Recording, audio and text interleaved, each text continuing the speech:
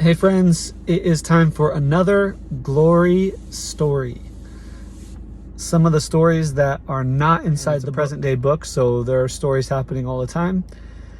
So this is a continuation off of the story that I just told about the disciples praying for the tormented spirit to leave the house of one of our disciple women that had a broken marriage.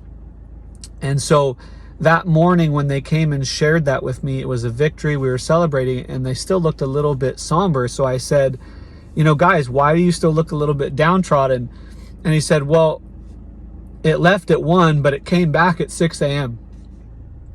And we started chuckling a little bit, but I was a little bit frustrated because I didn't understand with this woman. I had seen her be baptized. I knew her history. There was no reason why that demon should have come back. And so I began to think in my head, well, maybe she's dabbling in something. Maybe there's a door open to witchcraft or something that she started after the fact, maybe when her husband left. And was focused on that. Her husband had been gone for over a year.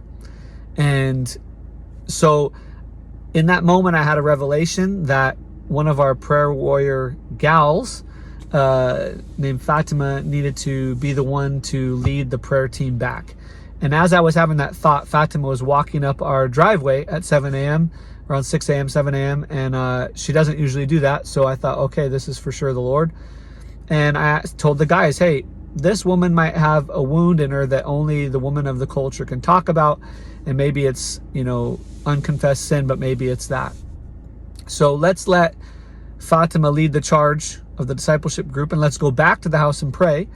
And so the guys were okay with that, which is very rare in this culture to let a woman lead. And so we let Fatima go. We told her what was happening. She said, okay.